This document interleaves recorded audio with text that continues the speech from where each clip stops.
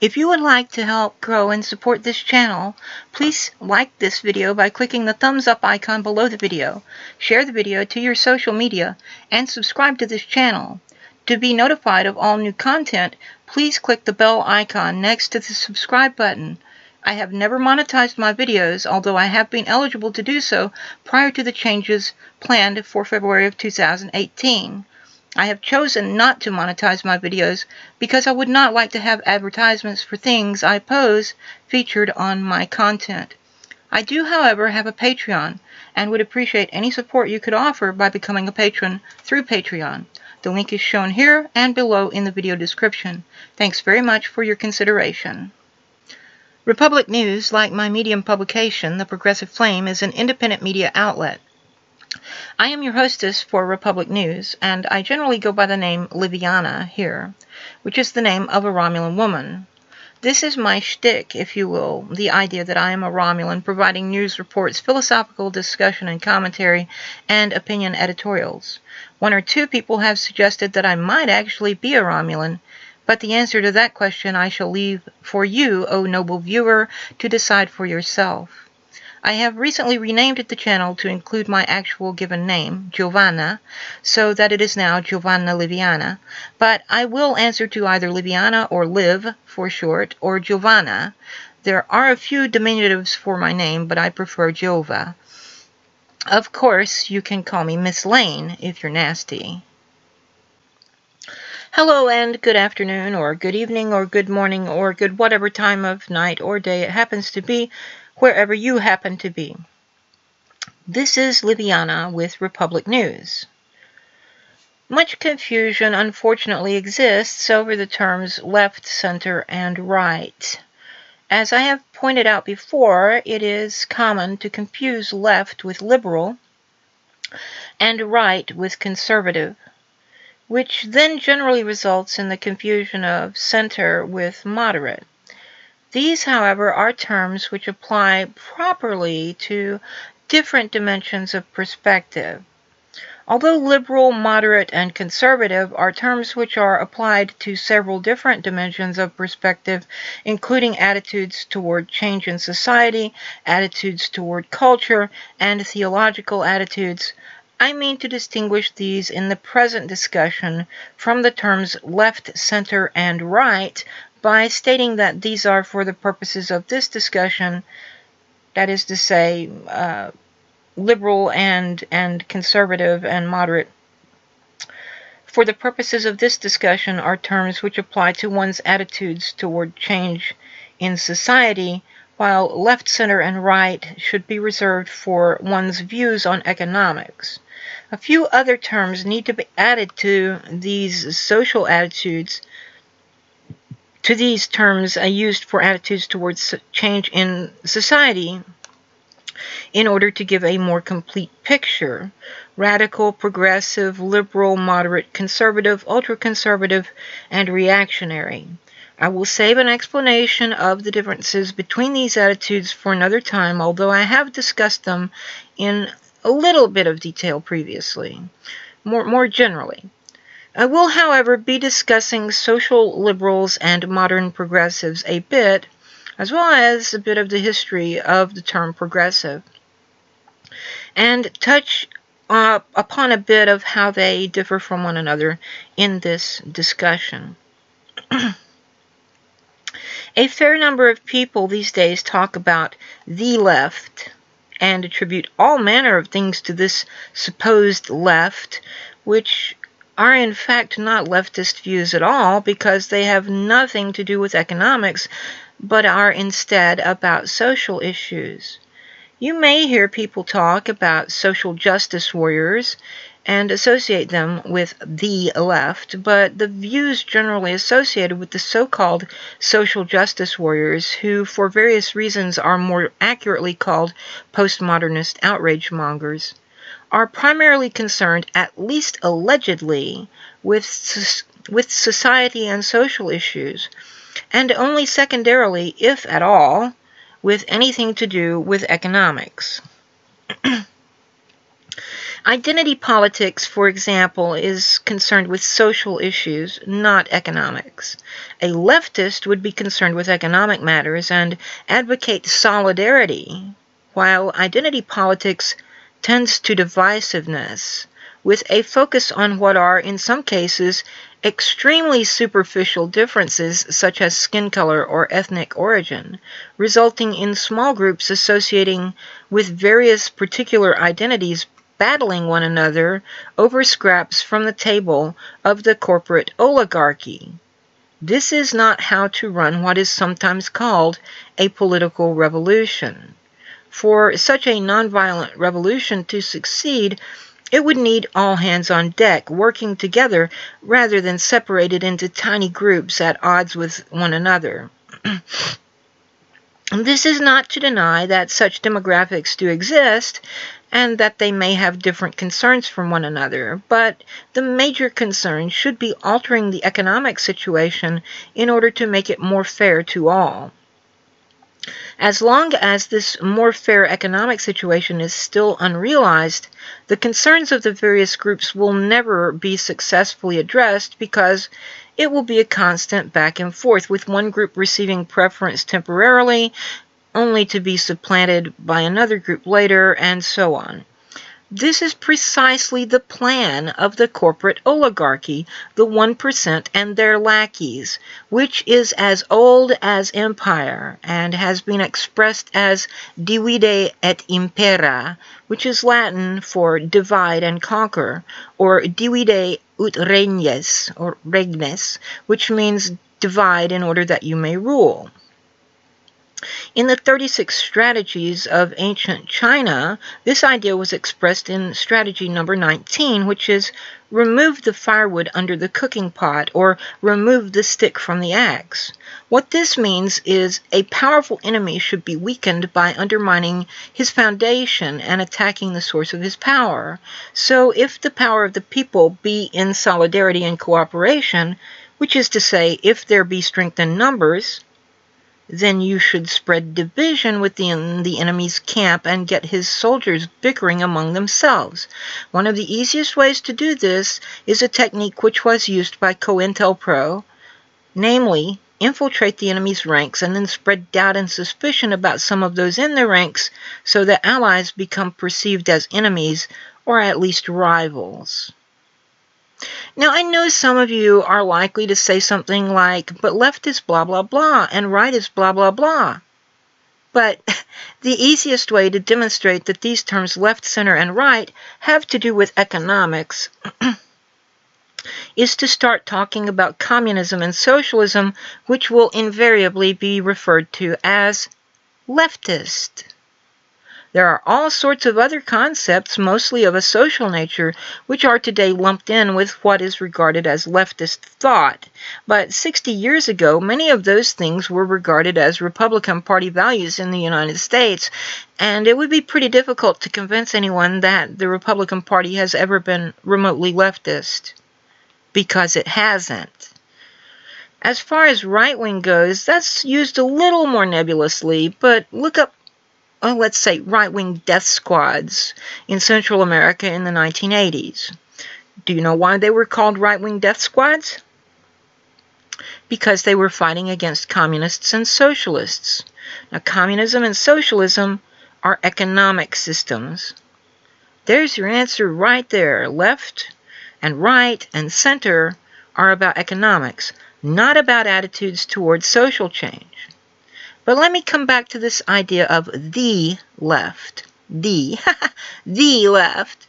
Such a monolithic thing does not exist and has never existed, and the same goes for the right.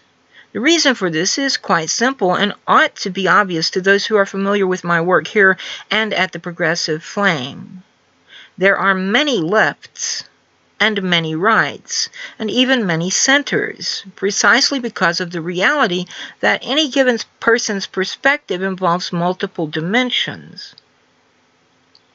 One of the most well-known distinctions is that of authoritarianism versus libertarianism. And by libertarianism, as I have pointed out repeatedly, I do in no way mean anything connected with the so-called Libertarian Party in the United States.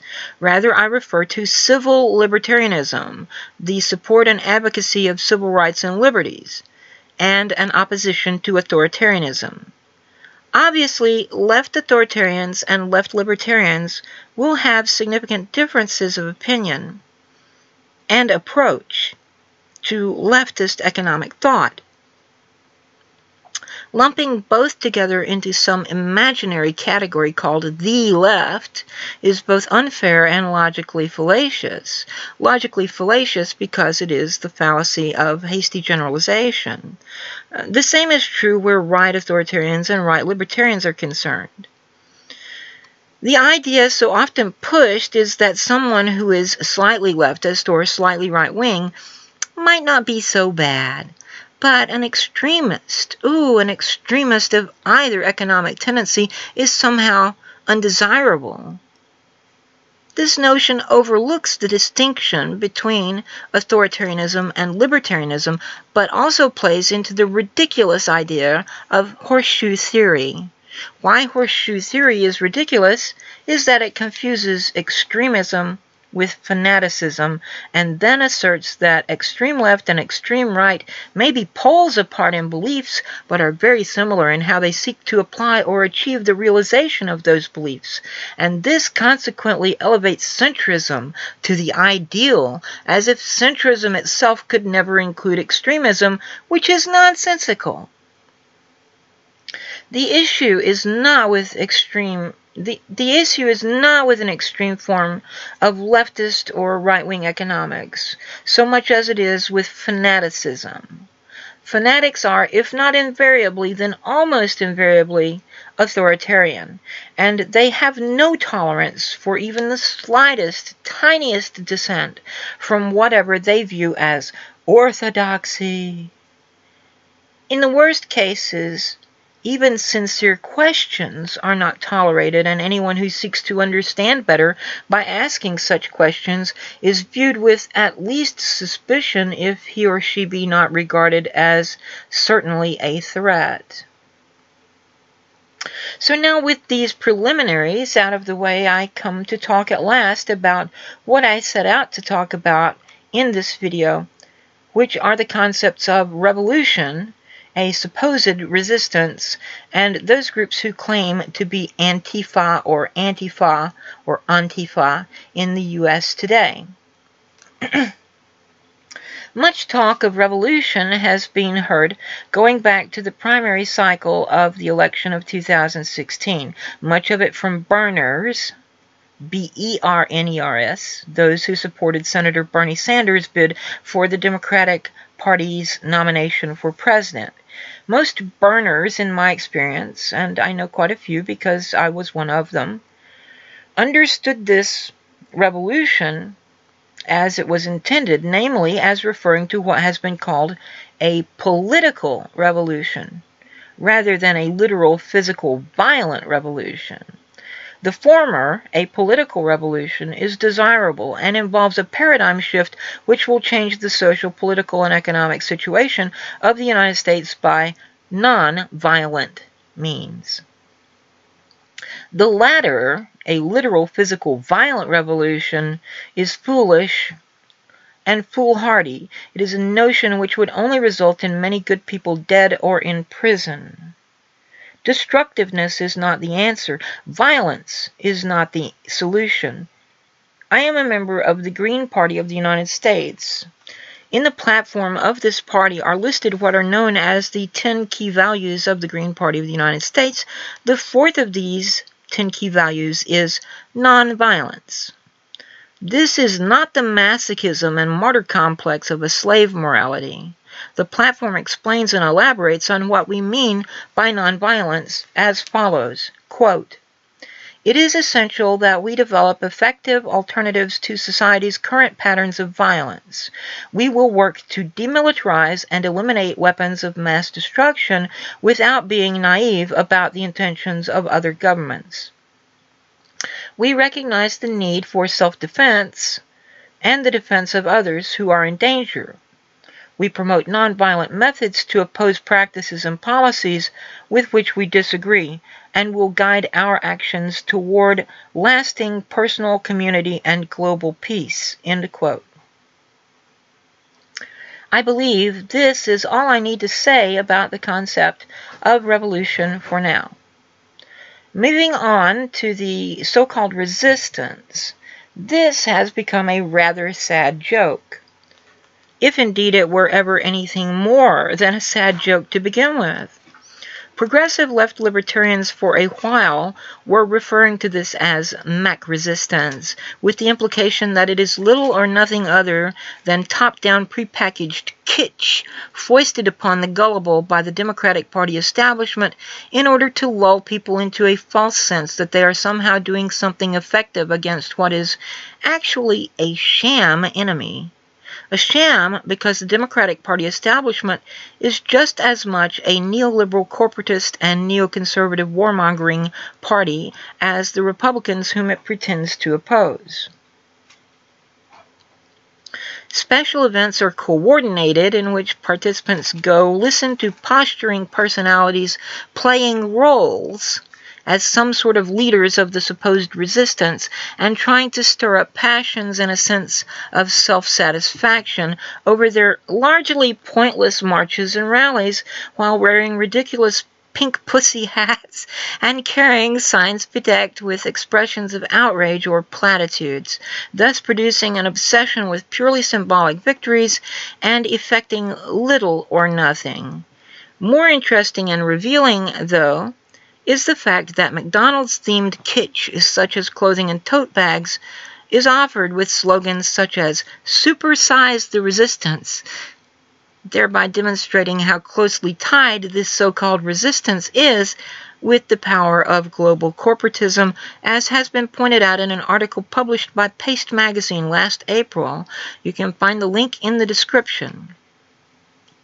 However, it has become more and more apparent that, whatever the people being duped may be, the Democratic Party establishment is better named the assistants, because the establishment Democrats, for all their pretense of resisting, are in fact cooperating fully with the Republicans in virtually everything important being done on Capitol Hill. One must ask, therefore, what is it they could possibly be resisting other than the will of the people in favor of the desires of their corporate donors who have bought both of the two major parties? So now let me come to speak of those American groups which have named themselves Antifa or Antifa or Antifa or however you want to pronounce it. I'm going to say Antifa because that's the way I say it. So let me come to speak of those American groups which have named themselves Antifa and BAMN. The left, the left, has authoritarian and libertarian elements, as I have pointed out already, and have discussed many times, both here on my channel and in Progressive Flame on Twitter and on Google Plus and here and there on Discord. The left has authoritarian and libertarian elements, as I have pointed out already. Those who have been engaging in violence in order to deny others their right to free speech, and here I do not intend our First Amendment right to freedom of speech only, which merely affirms the right to speak without government censorship, and which nevertheless has limits, as established, for example, in Schenck versus the United States, 249 U.S. 47, 1919, and Brandenburg versus Ohio, 395 U.S. 444, 1969. But, I mean, a more broad concept, our human right to say and believe any damned fool thing we like without fear of a mob doing us bodily harm. So those people who have been engaging in violence in order to deny others this right, I say, are not left libertarians, and therefore they are not progressives, whatever they may claim to be. A progressive supports social progress and reform. An authoritarian Authoritarianism is neither reform nor progress of any sort. So-called anarcho-communists who have supported this violence or taken part in the same are by no stretch of the imagination anarchists, nor even libertarian in the sense of civil libertarian, but on the contrary, they are authoritarian, albeit preferring the mob to the state. I describe myself as a progressive left libertarian. Now, mind you, this is a description and not a definition. These are actually adjectives, so I probably shouldn't call myself a progressive left libertarian. I am progressive and left libertarian. Again, however, I'm talking about libertarian in the sense of civil libertarian and not in the sense of any connection with the so-called Libertarian Party. And I reject authoritarianism regardless of its social perspectives, and regardless of whether it be left, center, or right in its economic perspectives. I affirm constitutional rights, civil liberties, and human rights, and reject any self-righteous busybodyism and hooliganism inspired by such authoritarian perspectives and attitudes. The so-called Antifa movement in the United States is probably primarily made up of sincere people who are doing little more than LARPing or live-action role-playing, not unlike many of the neo-Nazis whom they claim to oppose. But there is an element within these Antifa groups, or at least closely associated with them, which has been engaging in violence against those who disagree with them and those whom they merely suspect of disagreeing with them on social, political, and economic matters. This element is represented to some extent by an organization commonly known as BAMN, which stands for By Any Means Necessary, a short form of the group's full name, the Coalition to Defend Affirmative Action, Integration, and Immigrant Rights and Fight for Equality by Any Means Necessary. BAMN was founded in 1995, and already by 2002, the FBI regarded BAMN as, quote, thought to be involved in terrorist activities, end quote. Of course, the neo-Nazis also include some rather unsavory and violent characters, no matter how much they may try to play victim, but I am not concerned in this discussion with those who are not regarded as somehow representative of progressivism and leftism, and neo-Nazis are neither progressive nor leftist, nor does anyone with an accurate understanding of fascism or Nazism associate them with progressivism or leftism. I am concerned with Antifa and BAMN in this discussion, however, because some of them claim to be progressive and or leftist, and there are others who regard them as both.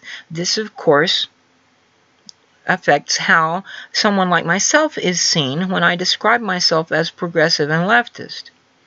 I've already talked about how Antifa and BAMN are not left libertarian by pointing to their authoritarian attitudes. If they be leftist at all, and a friend of mine by the name of Jim Desborough, also known as Grim Jim Desborough, I learned recently he pronounces it Desborough.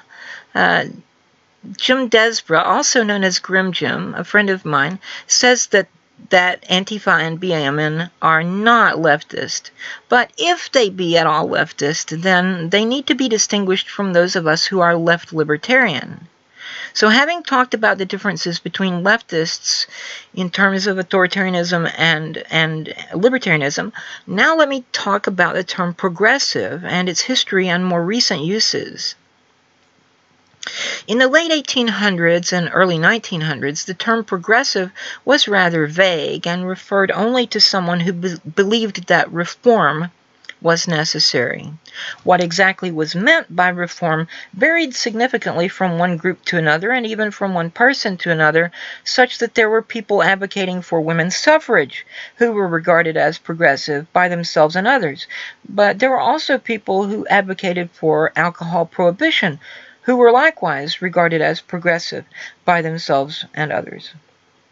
And there were the muckrakers journalists and writers who exposed government and corporate corruption, who exposed unsafe working conditions in factories, who exposed unsanitary practices in the meat packing industry, and inhumane practices in the meat packing industry as well, and so on, who were regarded as progressives by themselves and others. But there were also people who advocated for Jim Crow laws who were regarded as progressives by themselves and others. In each of these cases, the people involved believed that they were advocating for reform, but they might be at odds with other groups and people who considered themselves progressives and advocates for reform. The term was applied to members of both of the two major parties and was specifically applied to a third party founded by Teddy Roosevelt, known popularly as the Bull Moose Party. Verily, the term progressive might mean anything to anyone in those decades. It was not until around the end of World War II that the term progressive began to have a distinct meaning, and the people involved in this more distinct progressivism are what I have named modern progressives.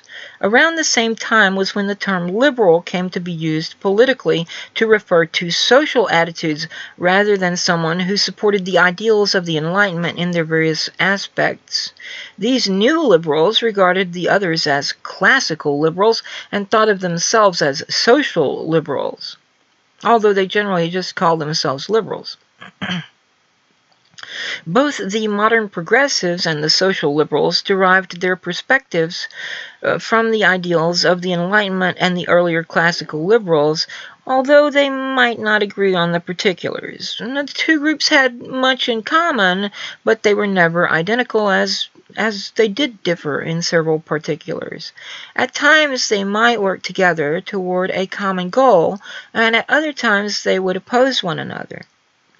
One of the more well-known disagreements between social liberals and modern progressives was the issue of the Vietnam War. Modern progressives opposed the war, while social liberals supported it. Why the social liberals supported the war is revealing.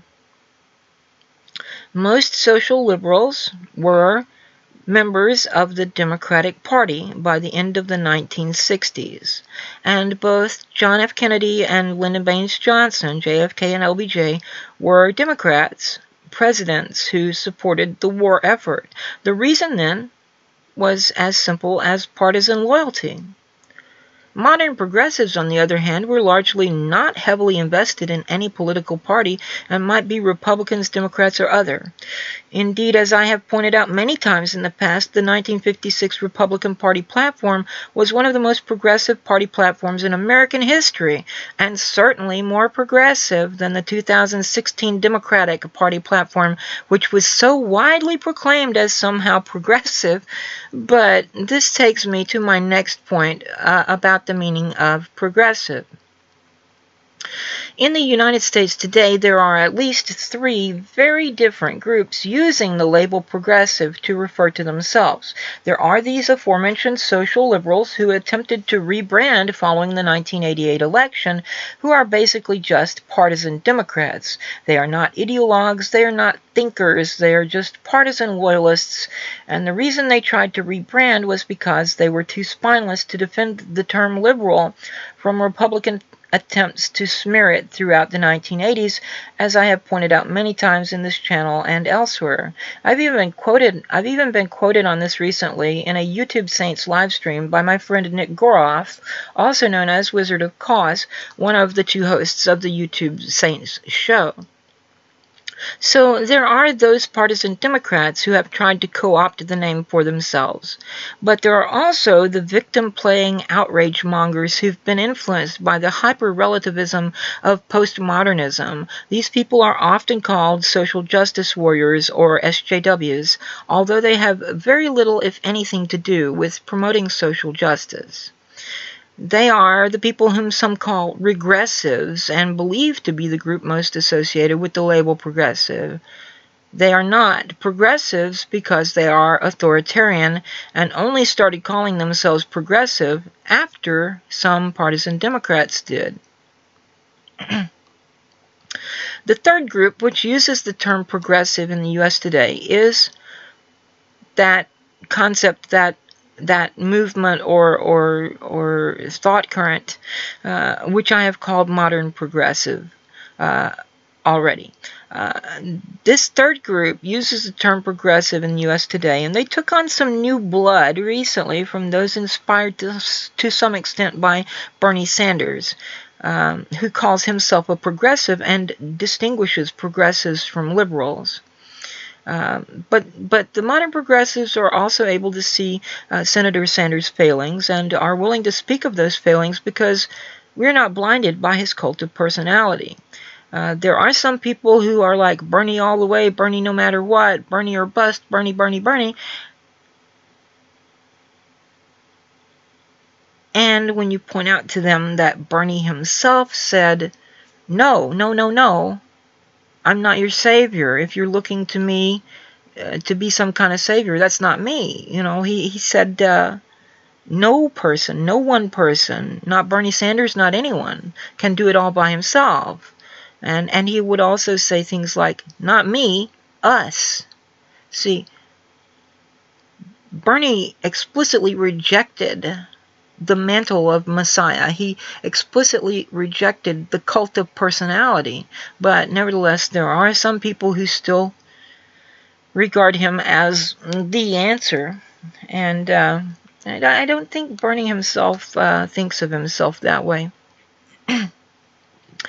But at any rate, the new progressives who came into the modern progressive movement or thought current out of the Bernie Sanders political revolution, if you will, joined into this thought current, which has been around since roughly the end of World War II, which is the modern progressivism of which I've already spoken. Modern progressives reject identity politics as divisive, and so are obviously not the postmodernist outrage mongers. And modern progressives have a history of disagreement with the social liberals of the U.S. going back to at least the Vietnam War.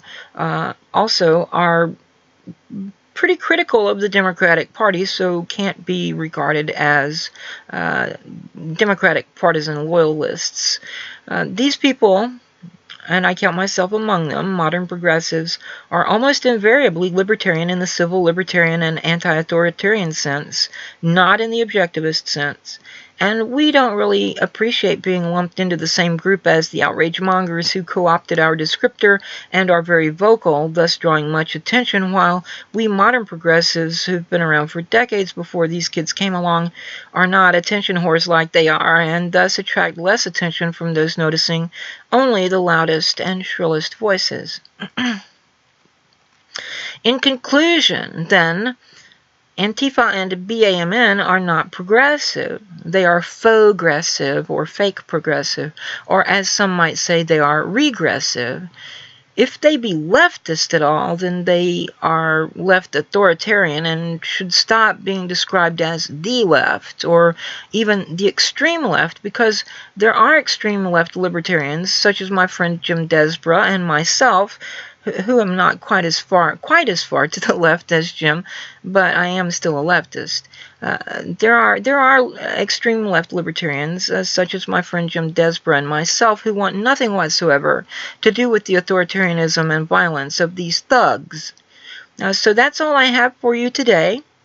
If you like what you've seen and heard here in this video, please click the like button and share this video on your social media accounts and so on. And subscribe to the channel. If you'd like to be notified of all new content when it's added to the channel, whether it be a new video upload or a new live stream starting, then click the bell icon next to the subscribe button. Be aware that I do have a Discord server for my subscribers, and the link can be found in the video description.